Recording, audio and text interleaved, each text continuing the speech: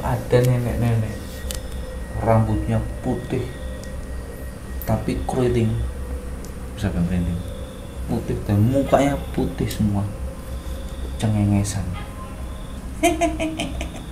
Nah, kurang lebih kayak gitu. Tiap malam kakekku tuh kayak berantem itu loh, Mas. Tapi berantemnya di depan bibet. Jadi kakekku tuh berusaha mau ngambil guci itu, tapi ndak iso, kayak dihalang-halangi, diajak beli. Sampai akhirnya kakekku kewalahan. Entah dia mungkin manggil teman atau apa. Guci itu tiba-tiba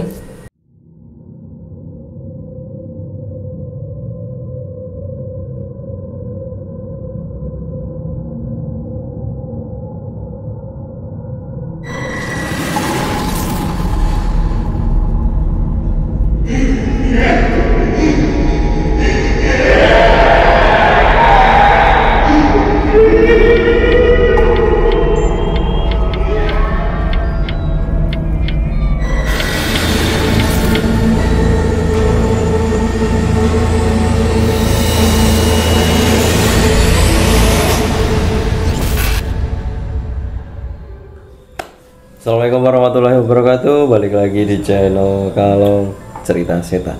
Apa kabar teman-teman? Semoga sehat dan banyak rezekinya. Pada kesempatan kali ini saya ada dua narasumber. Dan kali ini temanya pengalaman mistis. Jadi sebelum kita masuk ke masing-masing cerita dari mas narasumber ini, bagi teman-teman yang sedang nonton tayangan ini, jangan lupa untuk dukung terus dengan cara like, comment, share, dan subscribe. Jadi seperti apa pengalamannya? Ngopi horor aktif. Asik.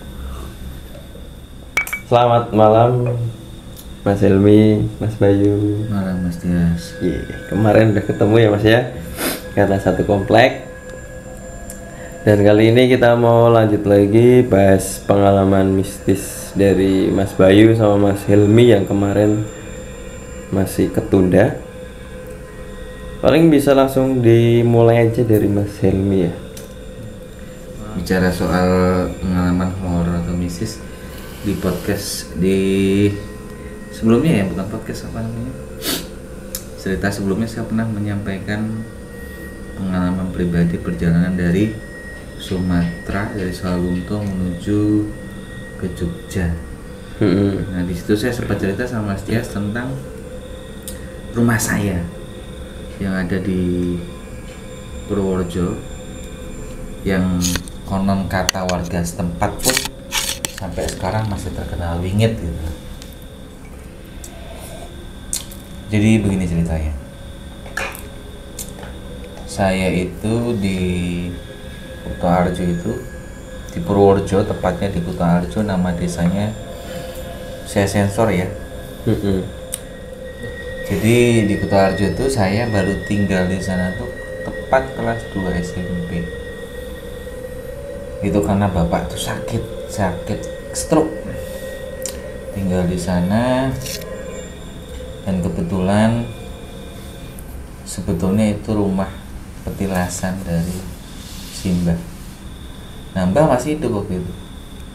Jadi Mbah saya tuh punya istri kedua.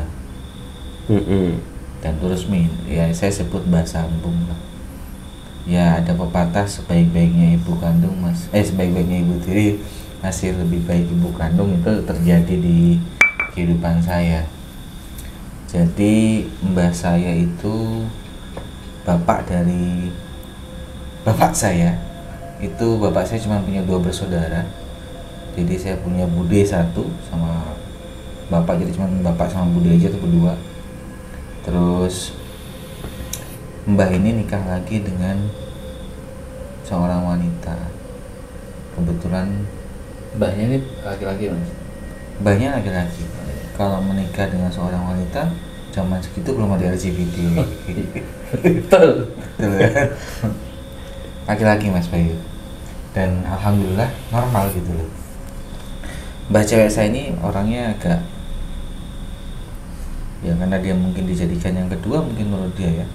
Jadi agak sensitif sama keluarga saya, sama keluarga Budi. Karena saya tinggal di situ, dia nambah sensitif, nambah nggak suka. Berarti Jadi gitu ceritanya mas. Jadi mungkin maksudnya itu tak mistisnya tadi itu mbahnya punya 2 istri mas. oh Nah, itu tidak dialami sama semua mbah-mbah. Mbahnya Mas Tias punya istri berapa? Satu. Iya. Mbahnya Mas Bayu? 3. Nah, 3. Padahal lebih mistis mbahnya Mas Bayu.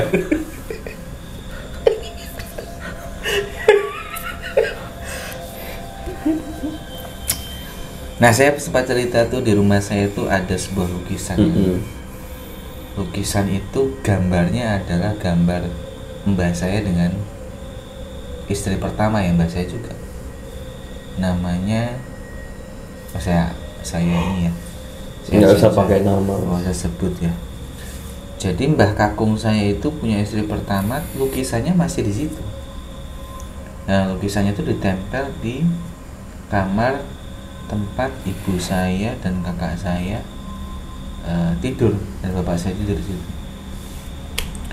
Lukisan itu matanya melotot mas.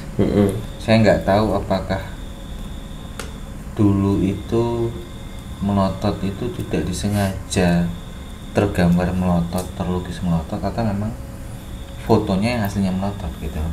Jadi lukisan itu bukan lukisan yang digambar dari orang berdiri kemudian dilukis, enggak, dari foto kemudian dilukis. Nah, jadi lukisan itu bentuknya seperti 3 dimensi.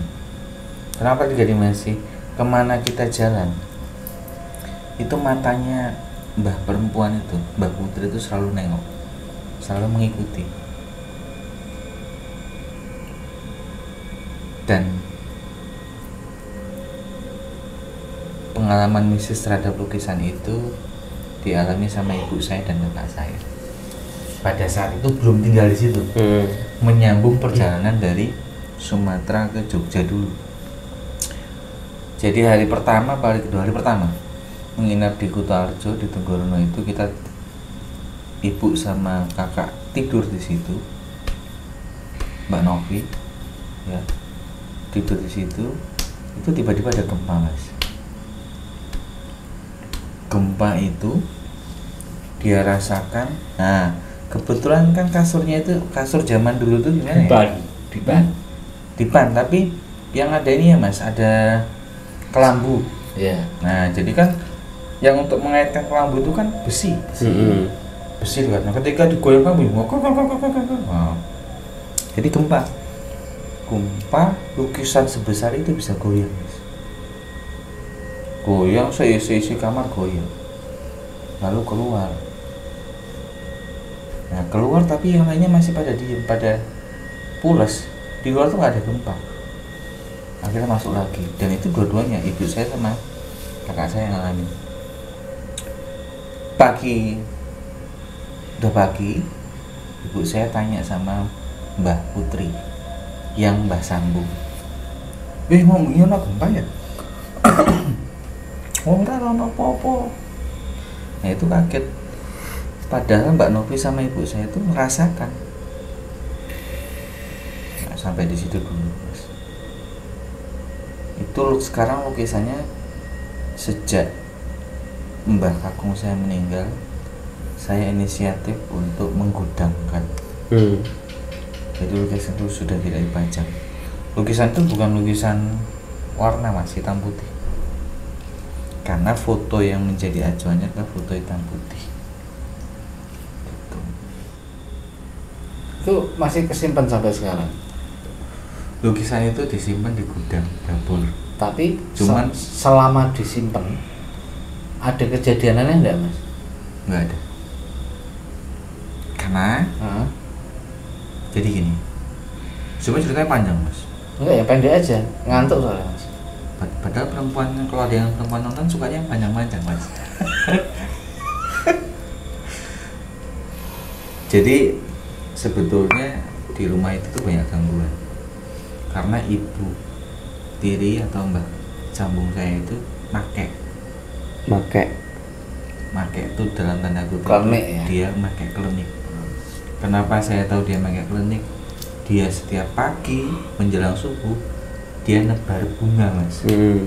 Keliling. Tahu bunga yang tebar itu? Bunga yang untuk buat nyekar. Sama garam, air garam. Nah itu saya awalnya enggak percaya. Yang cerita tetangga. Kowe bae nek ben bengi iki jam 3 esuk. Apa nyebar apa? Nah memang bahasa itu di lingkungan desa saya tidak disukai. Bahasa Sambung karena emang terkenal nyerobot suami orang. Kalau istilah sekarang tuh pelakor. Gitu. Wah, ada info itu saya cek betul. Memang kembangnya masih ada, Mas. Itu setiap hari kita menangkal. Tapi kan belum pernah lagi tuh lukisannya tuh coba dikeluarin dari gudang terus dipajang. Saya terakhir nanya tuh ya belum ada setahun ya. Lukisan itu kayaknya sudah dimakan rayap bingkainya. Kan bingkainya. Jadi kemungkinan kainnya masih ada. Coba Mas dipasang. Dipasang terus? Ya apa yang terjadi? Kan kakek neneknya udah nggak ada tuh. Saya Iya. Atau kita coba pasang di sini? boleh. Di rumah Mas Bayu mungkin? Lebih tepat di rumah Mas Tias. Oh iya. Karena Biar merasa- bukan, karena gini, kenapa tak bilang di rumah Mas Tias? Di saat nanti terjadi sesuatu, dia bisa langsung ngerekam. Betul. Tapi betul Mas, itu terjadi nyata. Dan gak cuman di ibu saya dan kakak saya pun mengalami sendiri. Saya sempat cerita dengan Mas Tias, menyambung cerita dari Sumatera itu. Setelah saya tinggal sana dan bersekolah di sana, saya itu sering dimimpiin. Dimimpiin itu ada nenek-nenek rambutnya putih tapi keriting, siapa merinding, putih dan mukanya putih semua, cengengesan, tawa gitu. Dan ketawanya bayanginnya seperti ketawanya suara mak lampir lah. Nah kurang lebih kayak gitu. Di mana saya lihat itu di mimpi saya tuh saya dilihatkan di atas pintu kamar Simba. merayap berarti Mas. Di atas, nah kayak gini. Di atas, oh gitu. Kalau saya identifikasi, rambutnya persis rambut Mbah Sambung saya. Rambutnya keriting, jabrik. Rambutnya Mbah Sambung saya kan jabrik. Dan sekedar informasi, baru sebulan yang lalu Mbah Sambung saya sudah meninggal. Dan Mbah Sambung saya itu menjadi buah bibir meninggalnya. Kenapa? Baru sebulan yang lalu, pas sebelum Lebaran, 2 bulan berarti ya. Jadi meninggalnya seperti ya kayak tinggal tulang berbalut kulit. Dan semasa dia hidup tinggal di sana, kan sudah nggak tinggal di tempat saya. Jadi waktu mbak saya meninggal dia sadar diri, pergi sendiri. Kita nggak ngusir, dia pergi sendiri. Dia tinggal punya rumah sendiri, tinggal sama anaknya, anak bawaannya. Sekarang jadi buah bibir. Kenapa? Ketika beliau masih hidup, sakit-sakitan, orang melihat dia takut. Saya nggak tahu ada hubungannya apa enggak ya. Nah, yang tergambar yang di atas pintu, atas loteng kamar itu, rambutnya mirip Mbah Sambung saya. Tetapi Mas, lucunya wajahnya itu mirip adiknya Simba. Adiknya Simba Putri yang matanya melotot, adiknya. Jadi waktu saya tinggal di situ sebenarnya rumah itu panas Mas. Selalu terjadi keributan setiap hampir tiap hari lah. Selalu ada keributan.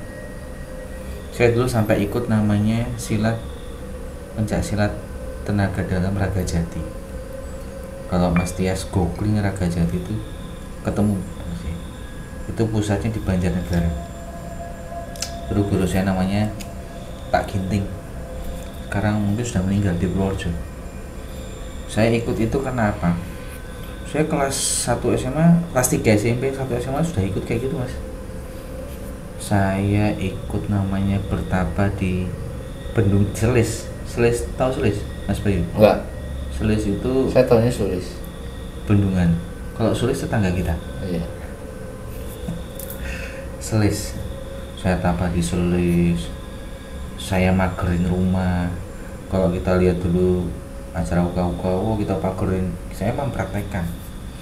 Nggak tahu jadi apa enggak ya. Saya mempraktekkan itu, diajarin caranya. Dan mantranya saya masih hafal. Salah satunya tak sebutkan mantra.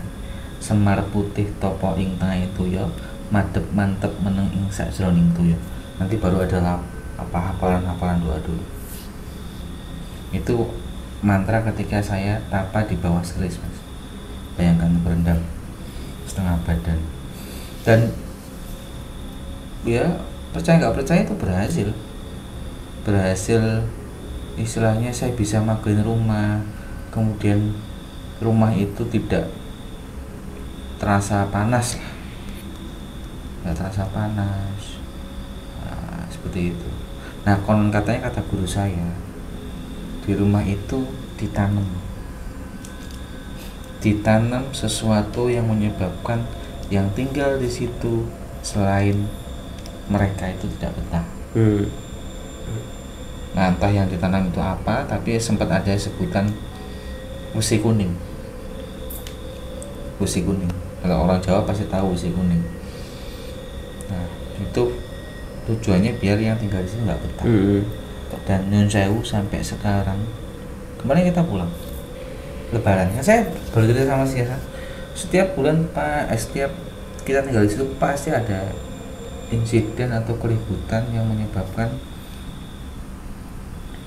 keharmonisan keluarga tuh pecah. Tahun ini juga terjadi lagi dengan kakak saya yang di Sidoarjo, karena kakak saya yang di Jakarta nggak pulang. Dan kemungkinan yang ditanam itu masih ada di situ. Cek mas, tak potong masalah besi kuning. Besi kuning tadi. Bukannya besi kuning Senjata, jimat. Di dunia klinik itu dia untuk Jimat. anti cukur. Tahu anti cukur tuh? Kalau sudah pernah bermain di dunia klinik, mesti ngerti istilah anti cukur mas. Jadi di klinik itu kayak itu tadi, kayak besi kuning itu biasanya dipakai orang untuk ilmu kekebalan. Iya, jimat. Iya, nyebutnya kita anti cukur. Jadi rambut itu dipotong tidak bisa. Saya nggak tahu. Itu kan yang ngomong kan guru saya. Kemungkinan besi kuning. Memang besi kuning itu kalau kita googling aja lah, memang lebih condong ke jimat. Kalau besi kuning saya pernah lihat mas wujudnya. Mas Bayu pernah lihat? Pernah. Karena saya pernah punya. Nah, wujudnya itu seperti keris tapi kecil. Dan itu ada sarungnya juga dari tembaga. Gitu mas.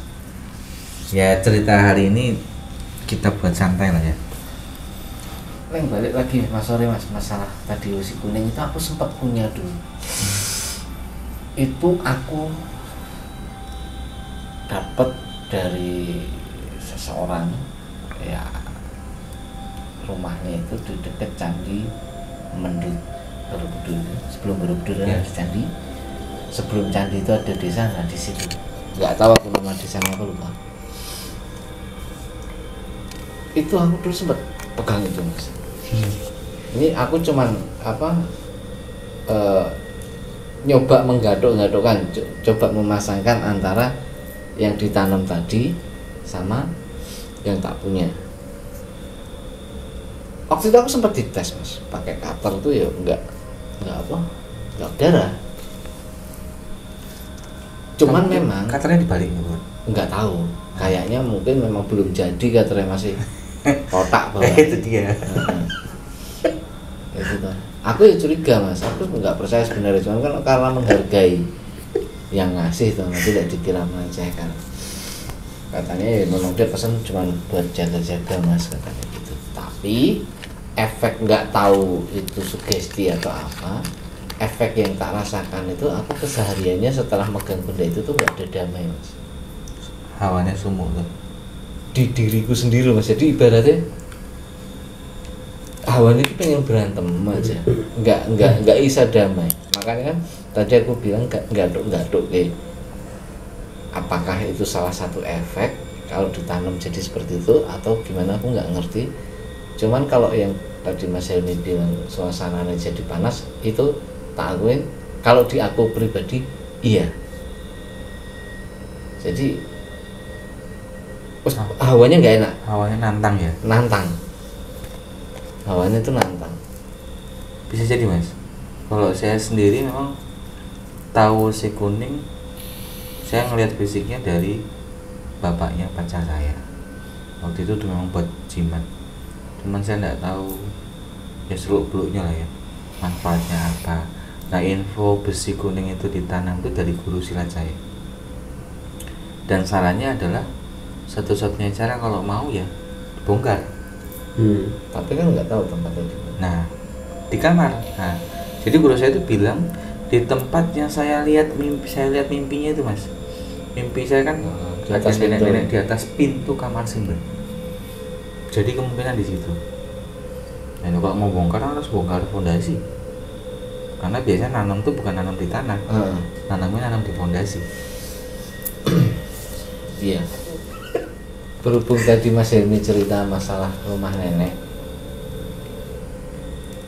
terus masalah lukisan yang tidak membawa kedamaian, aku punya cerita yang mirip-mirip tapi beda media. Tapi memang kejadiannya sama-sama di rumah nenek yang di Mungkin Magetan. medianya lewat televisi atau HP Enggak, atau media massa mas. oh media masih ya. Kalau nenek saya nggak seneng gitu. Kalau nggak media massa nggak mau dia. Itu sudah modern dong mas. Udah. Enggak, ini cuman guyonan ya. Makanya itu kenapa aku tuh dari kejadian itu sampai hari ini aku tuh nggak seneng yang namanya guci. Nah, guci itu betul. Nggak seneng mas aku. Aku kalau ngeliat guci pasti tak buang. Makanya di rumahku pun bentuk guci nggak ada. Tapi kalau cuman kayak yang gerabah-gerabah kasaman itu kan buat aku itu bukan guci ya, tapi yang bener-bener guci yang Dari keramik. dari keramik. Kenapa? Singkatnya aja sebenarnya ini pengalaman orang tua sih mas. Dulu kan masih tinggal sama nenek ya. Aku waktu itu masih kecil sih mas, tapi aku ingat cerita ini. Kakekku tuh dulu tuh tukang jahit, penjahit. Entah siapa yang jahitin baju aku nggak tahu, tapi dibayarnya pakai guci. Iya kan di desa dulu ibarat sistem barter tuh sampai aku SD aja masih ada mas.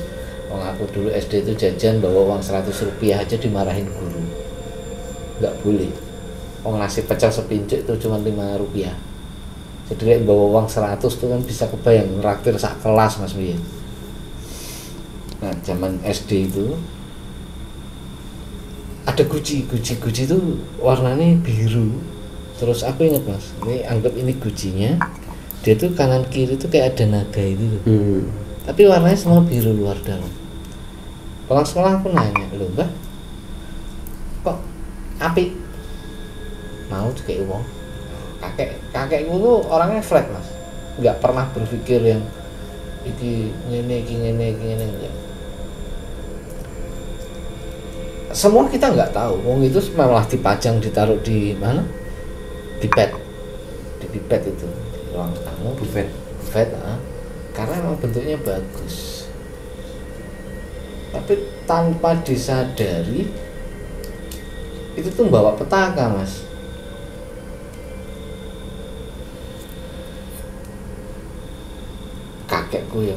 Kakekku tuh seumur-umur nggak pernah marah sama anak-anaknya. Terucap marah tuh sama sekali nggak ada. Tapi itu suasana jadi panas, nggak enak, isinya mau cekcok segala macam berantem. Sampai akhirnya kakekku itu puasa mutih 40 hari. Jadi puasa mutih orang dulu itu 40 hari itu, hari pertama dia makan itu hanya boleh 40 suapan, berkurang sampai terakhir itu ngebleng, nggak makan nggak minum. Itu dilakuin, akhirnya nggak tahu lah gimana ceritanya, kakekku punya kedikdayaan ibarat kata. Orang zaman dulu kan kuat ya mas, prihatin nih kedikdayaan. Itu aku masalahnya nyasihin sendiri. Tiap malam kakekku tuh kayak berantem itu loh mas. Tapi berantemnya di depan bibet. Jadi kakekku tuh berusaha mau ngambil guci itu, tapi ndak iso, kayak dihalang-halangi, diajak gelut. Sampai akhirnya kakekku kewalahan, entah dia mungkin manggil teman atau apa, guci itu tiba-tiba pecah tuh, nggak ada yang nyentuh, nggak ada apa, pecah. Yang tadinya guci itu, percaya nggak percaya, guci itu kosong, nggak ada isinya apa-apa. Tapi setelah pecah tuh bau bangkai mas, 7 hari di rumah yang bau bangkai. Nah, aku merinding kalau ingat cerita itu. Bau bangkai itu. Tapi nggak ada bangkai cicak mungkin mati di situ. Nggak ada mas, baunya doang. Makanya penasaran juga, jangan jin juga itu yang mati mas. Oh itu dia. Nggak dikubur sama keluarganya kan? Bisa jadi. Itu efeknya banyak banget mas. Jadi sampai bapak aku tuh marah-marah nggak karuan. Tiap hari aku ngelihat piring dilempar ke tembok, kopi panas masih ada isinya tuh disiram ke lantai. Nah, itu hampir tiap hari. Sampai akhirnya kakekku mutusin buat cari tahu sendiri pakai puasa itu tadi, dan ketemu jawabannya ternyata masalahnya itu ada di guci. Jadi tapi kan gucinya sudah pecah loh mas. Iya. Setelah pecah itu pas bawa bangkai masih ada berangsur akhirnya jadi kalem, tenang gitu loh mas. Kembali normal Kembali seperti normal belum seperti ada itu. guci ya. Nah, pernah ditelusuri enggak mas itu dulu sejarahnya gucinya itu apa? Orangnya itu, jadi yang ngasih guci itu bukan orang desa situ mas. Jadi mau nggak tahu niatnya apa, pokoknya datang ke rumah tuh minta tolong dibikinin hem. Kemeja. Atau bisa jadi ya mas ya, orangnya itu bayarnya pakai guci itu di rumahnya juga dia kena masalah kayak gitu, terus punya pikiran wah ini gucinya mau tak buang. Nggak tahu juga mas, cuman Atau bisa jadi itu motif mas, kayak yang berita kemarin viral. Jadi buat rumah nggak betah, atau dia punya motif pengen memiliki rumah, bisa jadi. oh yang lemparin kotoran itu. Iya, buang air kencing itu kan. Oh enggak sih mas, cuman setelah aku gede itu akhirnya aku tahu semua cerita. Jadi rumahnya eyangku tuh di sini gitu, jadi kanan kiri depan belakang itu tuh isinya masih saudara. Kebetulan kakekku sama anak mantunya lah, yang keluarga kami lah yang ibaratnya lebih berada duluan dibandingkan yang lain. Ini buat informasi aja, dulu nenekku itu salah satu supplier beras terbesar di pasar Kota Gede zaman segitu, Jogja. ke Jogja tuh. Nah itu kejadiannya di Magetan. gitu. Kan kakek punya sawah banyak tuh di sana. Di sini ini masih adik sepupu, di sini adiknya nenek, adiknya Simbah, sini buliknya Simbah, jadi masih keluarga. Nah yang sini sama yang sini ini ceritanya memang nggak seneng, bahkan sampai hari ini pun nggak seneng mereka ke kita. Akhirnya kita punya spekulasi, jangan-jangan itu orang suruhan mereka. Bisa jadi. Makanya tadi saya bilang Itu sengaja ditempatkan di situ biar nggak betah. Karena saya pernah nonton zaman kita kecil itu kan dulu ada film apa ya, Guci berdarah atau apa gitu ya. Memang Guci itu salah satu tempat tinggalnya jin. Ya. Kalau kita tahu Mbah siapa dulu yang viral, Mbah yang punya istri banyak, yang subul. Itu kan di rumahnya Guci semua mas. Guci barang-barang kristal. Itu bisa jadi memang tempat melihara jin. Makanya kemarin juga nyangkut ke Guci lagi nih. Pas di Kuningan, kebetulan kami itu kan di Kuningan ada satu rumah kita beli tapi untuk dikontrakkan. Karena udah gak ada yang ngontrak, ceritanya kemarin tuh kita bersih-bersih. Yang ngontrak sebelumnya ini cuma pindah ke depan rumah. Karena mungkin mereka cuma bertiga, rumahnya kegedean banget. Terus pindah nyari yang kontrakan kecil tapi cuma seberang. Pas kita beres-beres itu di kamar mandi itu ada Guci mas. Di kamar mandi itu ada Guci. Aku Coba kamera di zoom. Aku sama kakak ipar lagi ngecek kan, sama mau ngitung luasan, mau ngecat tembok segala macam kan. Kakak ipar kan, baik bantuin ngitung katanya. Yuk.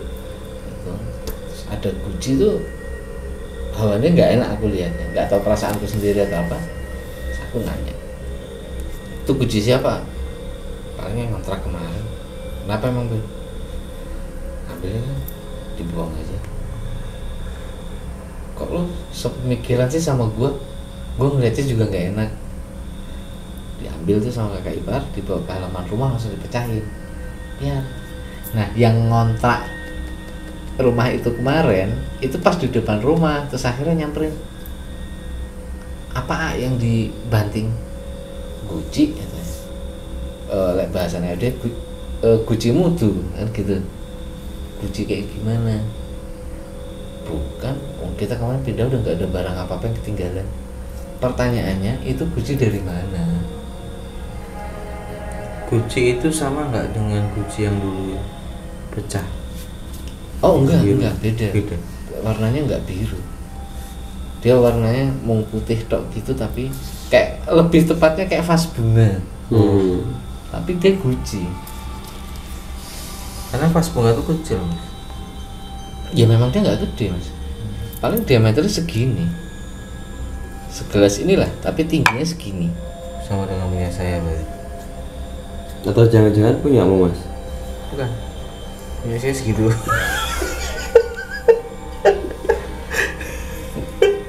Ya itu sempat jadi pertanyaan, itu punya siapa, tapi akhirnya kita nggak mau ambil pusing, udahlah, udah kita hancurin juga gitu. Nah ternyata setelah Guci itu pecah, terus sama yang kontrak akhirnya kita ngobrol-ngobrol lah, karena selama ini yang kontrak itu kan urusannya sama mertua yang dipasrahin untuk uang kontrakan apa segala macam. Mereka itu pindah padahal kontrak itu masih 4 bulan lagi habisnya. Kan dia keluar itu bulan Februari apa ya? Kalau nggak salah. Kan harusnya kalau dari Februari 4 bulan kan Maret, April, Mei, Juni dia baru habis. Dia udah pindah dan nggak minta sisa uang atau gimana segala macam, enggak. Ternyata selama ini dia coba bertahan. Aku bertahan. Nyoba bertahan di rumah itu, ya sering didatengin, ditakutin. Katanya tuh istrinya pernah diraba. Diraba tapi mau tangan mas. Tangannya tuh gede berbulu. Ya nggak tahu ya, itu kan cuma cerita dari dia ya. Cuman ceritanya emang serem sih, nggak cuma sekali kejadian di rumah itu. Ya itu unik ya, nggak tahu itu Guci datangnya dari mana. Tahu-tahu ada di kamar mandi. Berarti kan selama dan memang ya suasananya horor kontrakannya. Beda sama waktu pertama kali dibeli rumah itu, hawanya enak gitu loh, terang gitu loh ibaratnya. Sekarang singup ya. Jadi kayak rumah saya yang Sekarang ini, singup. sampai sekarang tuh singup. Tapi sebenarnya emang cerita-cerita kayak gitu tuh banyak Mas, mau dari pengalaman itu mau dicari. Cuman kadang yang tak khawatirkan tuh yang seharusnya cerita itu nggak diceritakan tapi malah diceritakan, takutnya aku masalahnya termasuk orang yang percaya nggak percaya sama hal kayak gitu. Nggak percaya ya anakku lihat sendiri. Ya. Anak kita ngeliatnya bareng ya. Mau percaya tapi kok ngelalah jarang kejadian dan gitu. Kita nggak pernah lihat juga gitu. Tapi Mas ya, saya coba membahas dari sisi agama ya. Memang kita tuh, mereka tuh dapat melihat kita dari tempat yang kita tidak dapat melihat mereka. Jadi sebetulnya manusia itu nggak bisa melihat makhluk halus. Kata Ustadz yang pernah saya dengar, dulu ada channel namanya Ruqyah di TPI sebelum TPI menjadi MNC, dan itu pun pernah dulu satunya channel TV, ada lagi namanya apa yang sekarang Trans 7, TV7 itu ada acara Ruqyah juga. Jadi Ustadznya bilang gini, kalau ada manusia yang mengaku dia melihat penampakan, dua kemungkinan. Yang pertama adalah dia berdusta, yang kedua dia memang melihat karena dirinya dimasuki oleh jin. Berarti dia udah kemasukan dulu. Nah, jadi orang yang melihat itu sebetulnya di dalam dirinya terdapat jin. Dan alhamdulillah saya tidak pernah melihat dengan kasat mata gampang gitu, yang saya tidak. Lah kalau kayak anak-anak kita kemarin, Nah, bisa jadi dia dimasuki, mereka udah kemasukan dulu ya. numpang lewat doang. Enggak, mungkin frekuensinya pas sama. Itu dari ilmu metafisika ya. Hmm. Mungkin frekuensinya pas sama. Pas sama. Bisa jadi Bisa dari ya. versi agama ya, pada saat itu mungkin anak kita. Jadi jin itu kalau kita ada tuh buku namanya Berdialog dengan Jin. Kalau di Gramedia masih ada tuh buku kayaknya. Saya pernah baca, jin itu juga sama dengan manusia, Mas. Dia dilahirkan, dia bersekolah, dia hidup bermasyarakat, dia punya pasar, dia juga punya pasar.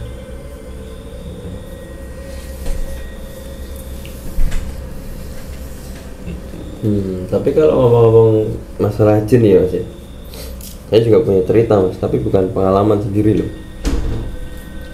Tadi kan katanya jin itu juga dia melahirkan gitu toh, gitu. Nah ini ceritanya agak lucu Mas. Tukang mie ayam itu kan lagi jualan di pantai, posisi Pantai mana, Mas? selatan. Posisi itu hari libur, otomatis rame ya Mas ya. Bapak mie ayamnya ke sana buat jualan. Malamnya, singkat cerita, malamnya kan udah habis Mas. Otomatis bapaknya kan pasti buang kuah ya, kuah mie ayamnya yang masih kesisa kan. Padahal nggak boleh tuh, kuahnya Ya, panas. Panas. Nah itu kan si bapaknya juga nggak bisa ngelihat toh. Dibuang ini, ternyata tempat dia buang air panas itu ada anaknya genderuwo di situ Mas. Waduh. Nah otomatis si anaknya genderuwo ini kan kepanasan juga Mas. Bapaknya marah berarti? Iya, enggak, gini, si anaknya genderuwo ini ngadu ke bapaknya, ngadu ke bapak genderuwo. Pas si tukang mie ayam ini mau pulang, jalan kaki mau pulang, ini dibalas Mas sama bapaknya. Tapi kan kalau jin kan nggak bisa nyakitin ya. Tapi kalau bikin kayak apa namanya, di Takut dilihatin. notice atau di itu loh Mas, seolah-olah dia nyebrang tuh nggak ada motor, nggak ada kendaraan, tapi kenyataannya ada gitu loh mas. Dibikin apa namanya? Dibikin ditutup lah. Iya. Matanya gitu. ditutup lah. Pas bapaknya nyebrang ternyata yang dipikir sepi itu ada truk mas.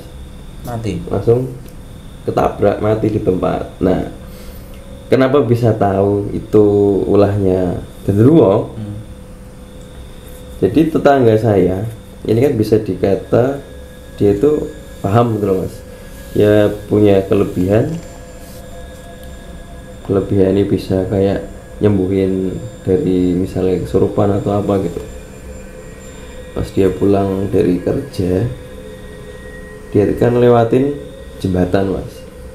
Dia ngelewatin jembatan sini, jembatan Cemplung, dari timur mau ke barat tuh. Ternyata di situ udah ada sosok genderuwo mas. Kalau Mas Helmi sama Mas Bayu tahu patung Gubolo, yang genderuwonya bawa palunya itu, pentung. Dia tuh mentung tetangga saya. Dipentung, tapi karena ilmunya tinggi ya, dipentung tuh nggak mempan gitu loh. Jadi cuman kayak gini doang loh, tapi orangnya nggak apa-apa itu mas. Hari pertama itu kan 3 hari mas disalahin kayak gitu. Hari pertama dibiarin, hari kedua sama dibiarin, hari ketiga langsung mau ditanyain maksudnya apa gitu loh mas, kok 2 hari ini mau nyelakain gitu mas. Nah, terus ditanya itu si genderuwo ini ngomong, bilangnya saya mau ngambil pusaka yang ada di tubuh si tetangga saya ini buat nyembuhin anaknya genderuwo, anaknya rajanya gitu loh mas. Nah setelah tahu maksud dan tujuannya, si tetangga saya ini ngasih kayak pilihan atau ngasih bantuan lah.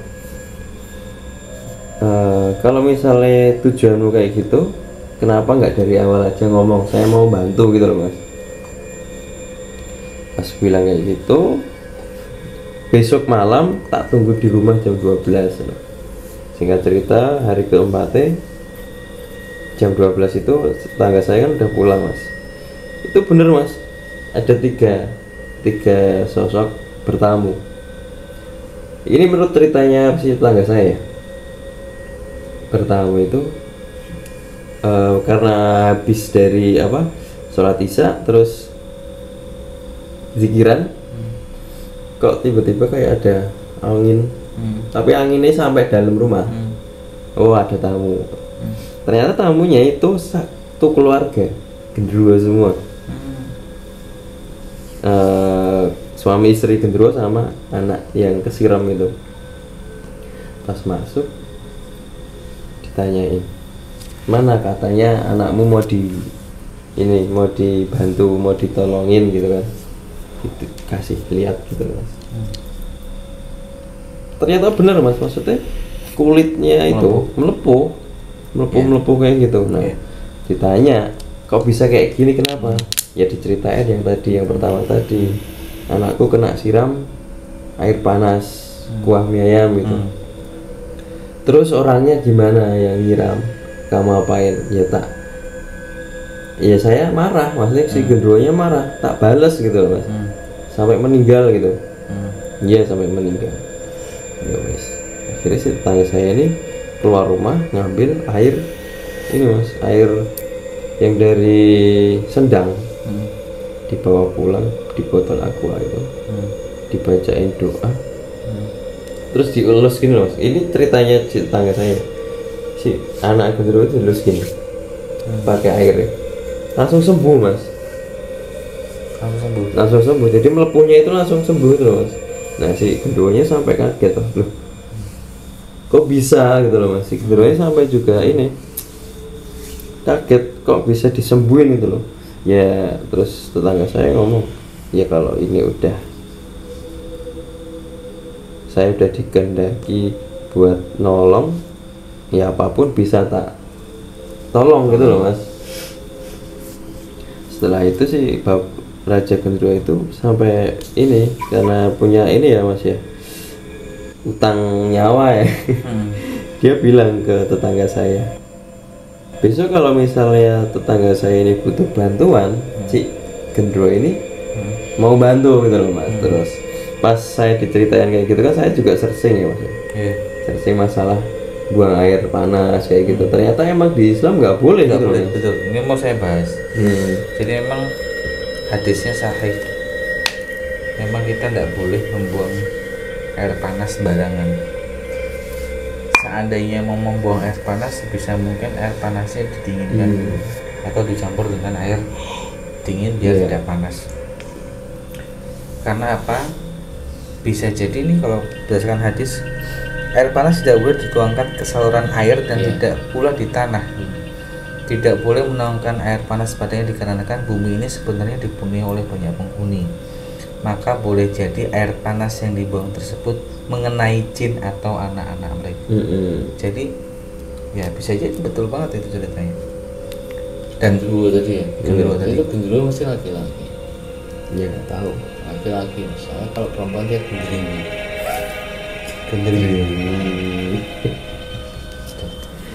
Sebenarnya ada dua cerita mas yang mirip-mirip kayak gitu. Cuman ini masih orang deket gitu loh mas, masih kenal. Dia itu nyampar mas, nyampar tulang. nah, tulang juga itu Nyampar tulang itu makanannya jin. Nyampar tulang, posisi Berarti kita nggak boleh nyimpen tulang di dalam rumah. Ya? Kita nggak boleh makan tulang. Hadis Rasulullah, janganlah kalian memakan tulang. Iya enggak, aku pun enggak. Karena tulang itu Keras. makanannya jin. Oh, kalau aku karena keras mas. Ya betul. Tapi tulang kan di presto enak mas. Enggak. Belum pernah nyobain kan? Coba beli ayam goreng bunit-nit. Enggak. Mesti tak singgir-singgir kayak tulangnya. Itu tulangnya mempur mas, krius-krius. Itu nggak boleh. berarti istilahnya kasarnya kita ini ya mas ya, ngambil rezeki jin Ngambil gitu. rezekinya jin. Terus Iya. kalau semisal nih, terus makan ayam nih, makan malam lah.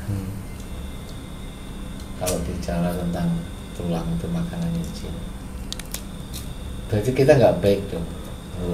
Tulang terus semalaman ada di dalam rumah.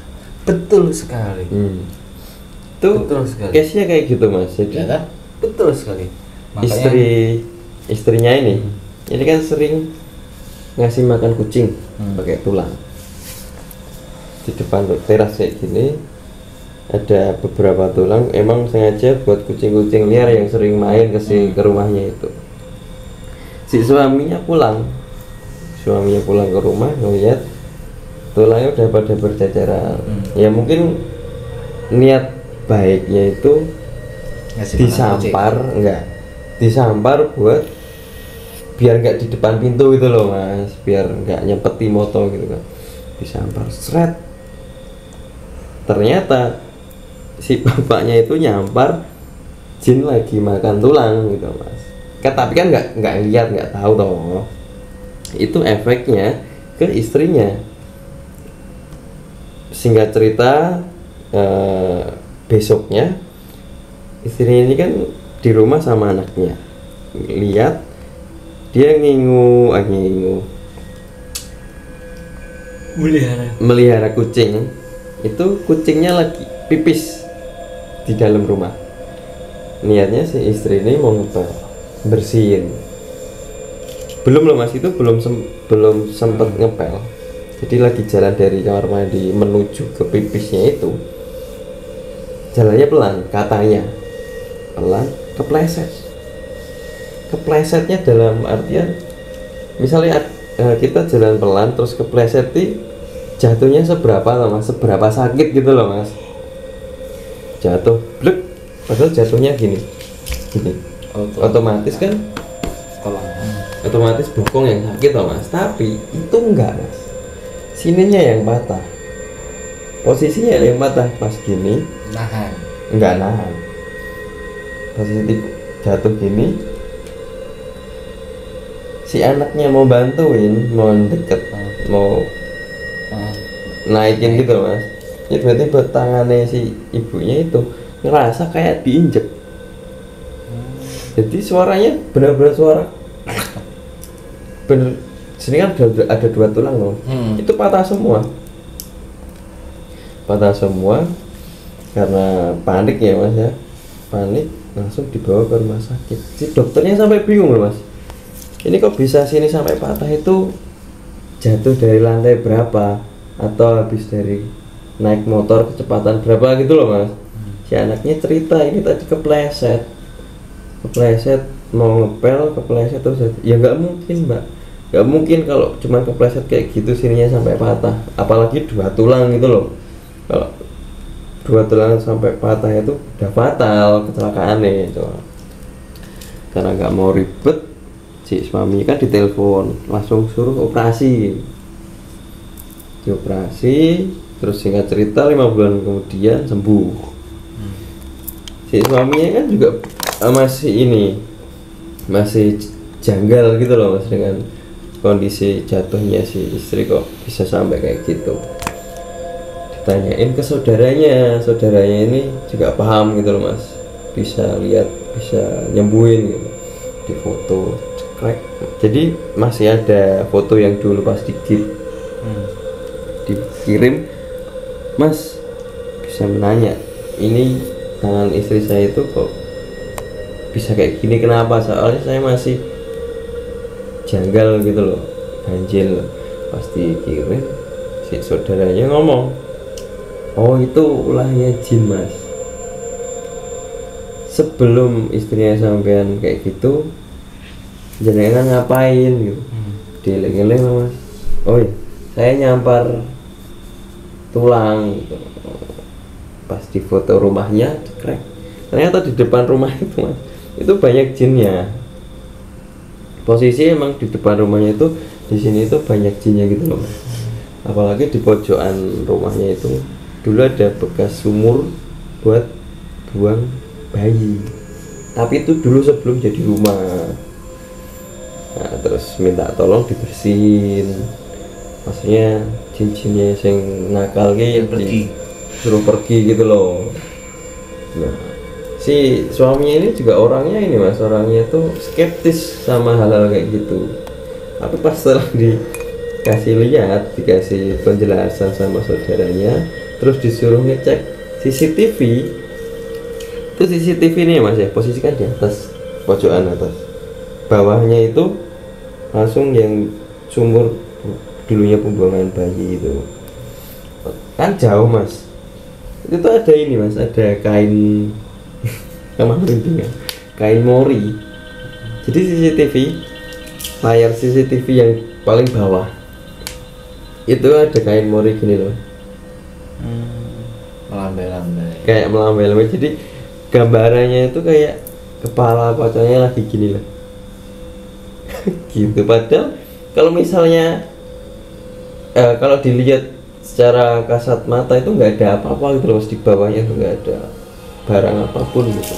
Soalnya kemarin saya dikasih lihat rekaman CCTV dari HP tuh, ya bener ada kain lambai-lambai itu.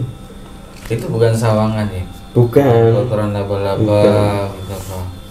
Tapi kalau misalnya sawangan atau kotoran laba-laba kok bentuknya kain gitu loh mas, kain bener-bener kain. Karena kalau sawang kan agak semi abu-abu gitu ya. Kalau mori kan putih kan ya. Gitu. Tapi emang betul mas, kalau ini saya coba bacain hadisnya nih biar netizen juga tahu nih, kalau apa namanya, tulang itu memang makanan jin. Saya izin bacanya mas ya. Dalam kitab Sahih Bukhari, Abu Hurairah mengatakan bahwa Nabi Muhammad pernah menyuruhnya mencari beberapa batu untuk beliau beristinja, bersuci. Rasulullah berpesan, tetapi engkau jangan membawa kepadaku tulang atau kotoran binatang yang kering. Lalu Abu Hurairah lantas menanyakan, memang kenapa ya Rasulullah? Lalu Rasulullah menjawab, karena tulang dan kotoran binatang yang telah kering itu adalah makanan jin. Sesungguhnya telah datang kepadaku serombongan jin, dan mereka adalah sebaik-baiknya jin untuk meminta bekal makanan kepadaku. Lalu aku berdoa kepada Allah agar menjadikan setiap tulang dan kotoran binatang yang telah kering yang mereka lewati di jalan sebagai makanan jin. Jadi memang betul, tulang itu memang makanan jin. Jadi makanya itu kata Mas Bayu, sebisa mungkin ketika setelah selesai makan, tulang kita bungkus, kita buang ke tempat sampah. Oh, itu berarti di belakang rumah saya banyak jinnya itu. Oh, bisa jadi. Apalagi belakang rumah, belakang rumah sampean ini. Dan tidak ada satu hewan pun yang makan tulang. Kucing? Tidak. Tulang kucing itu makan dagingnya. Tulangnya pasti ditinggal dulunya. Dulunya pasti ditinggal, Mas.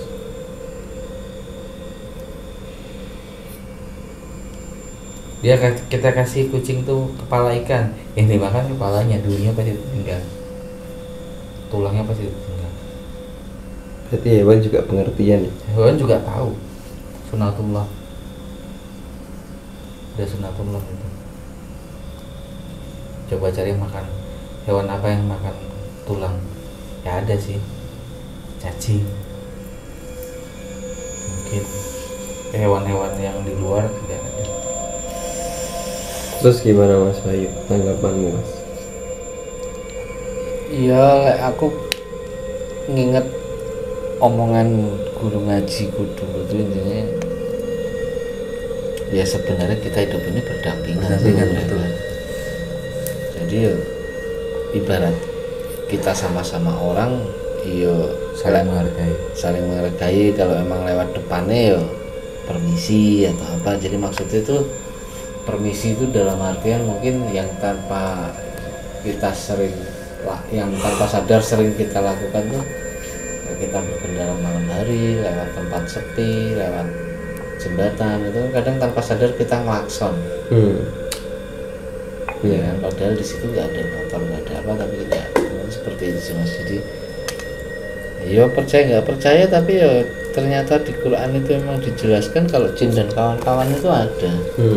Oh ya, saya sempat ini Mas, apa namanya, kelewatan pas cerita yang pertama, pas ini kuah panas. Si genderuwonya juga bilang ke tetangga saya ini, bilang gini, kalau misalnya si bapak itu buangnya apa dengan cara permisi atau baca bismillah, betul, pasti aman. anak saya pasti bakal pergi gitu loh Mas. Jadi di situ ada hikmahnya juga, si bangsa jin pun juga menyarankan kita yang nggak bisa ngelihat mereka itu dengan cara, kalau muslim ya baca bismillah, kalau enggak ya permisi atau punya unggah-ungguh gitu. Bahkan di ajaran muslim tuh kita mau menempatkan rumah baru, kalau di adat Jawa kan pengajian gitu ya, lelean pengajian, gawe apa namanya, sedekah buat tetangga gitu kan. Sebenarnya di Islam itu bikin makanan buat tetangga, pengajian nggak ada, tapi yang di Islam dianjurkan adalah membaca surat Al-Baqarah untuk menempati rumah baru. Karena apa? Biar penghuni-penghuni yang sudah ada sebelumnya dia pergi. Ngomong-ngomong soal rumah Mas, rumah kita kan perumahan baru. Pernah ada pengalaman mistis nggak di perumahan baru kita ini Mas? Enggak ada, cuma anakku itu aja. Ya, sama itu. Nah itu anaknya Mas Bayu sama anakku tuh sama tuh Mas. Selisih cuma berapa menit toh? Dan kita nggak ada janjian. Cerita. Tidak ada cerita yang ya istilahnya nggak ada prolog lah. Jadi singkat cerita, anak saya waktu itu jam berapa ya Mas Bayu? Ba'da Isya Pak ya? Ba'da Isya. Anak saya yang kecil kan udah bisa ngomong, umur 3 tahun kurang. Papa ada pocong. Papa ada pocong. Nah mungkin pertanyaannya, lah kok tahu anak kecil kok tahu Kalau kok itu istilah pocong gitu loh? Karena anak saya suka nonton film horor sama kakaknya, jadi dia tahu yang namanya pocong atau enggak. Saya kaget mak teratap. Mana dia, di mana? Tadi di situ. Dia di situ tuh nunjuk ke arah ruang tamu. Karena anak saya kan kalau udah pernah masuk rumah saya, kamar ruang tamu di sini. Ya bisa jadi dia bisa lihat di ruang tamu atau di depan ruang tamu. Iya. Gitu kan. Nah habis itu nggak tak pikir, jangan-jangan cuma bercanda gitu. Nggak lama kemudian kita janjian nongkrong di tempat Om Dedet ya? Enggak, di tempat ngopi. Tempat ngopi ya? Kita cerita di tempat ngopi. Tempat ngopi ya? Di DST ya? Tempat ngopi. Saya belum cerita, Mas Bayu cerita. Mas Bayu gimana ceritanya? Aku ya cerita, masa tadi Diandra tuh teriak ketakutan, katanya ada yang loncat-loncat depan rumah. Akhirnya dia nyambung, jam berapa? Ini tadi sebelum berangkat ke sini. Loh, anakku juga ya kan, berarti kan ke sini Saya sampai merinding. baru ke rumah. Tapi itu kan cuma lewat. Saya merinding. Tapi ya itu tadi balik lagi masalah hewan peliharaan. Jadi kan sempat nyinggung masalah kucing kan. Kenapa aku senang pelihara kaki 4 itu, terutama kucing di rumah itu? Bukan anjing ya Mas, bukan babi ya. Karena mereka juga kaki 4. Kalau babi itu saya lebih punya hasrat untuk memakan kulit garingnya itu. Kayaknya kerip gitu ya. Kucing itu kan bisa jadi alarm. Kalau ya indikasi lah kalau ada sesuatu yang kita nggak bisa lihat, dia kan bisa lihat. Dia akan teriak-teriak pasti. Dia nggak tenang, teriak-teriak pasti ada sesuatu. Tapi selama saya ada kucing di rumah nggak ada, dia masih baik-baik aja tuh kucing, jadi ya mungkin aman-aman aja. Lagian kan rumah baru tuh baru dibangun juga. Ibaratnya kita belinya itu dari proses bangun, bukan kita beli rumah yang udah ditinggal lama sama yang punya.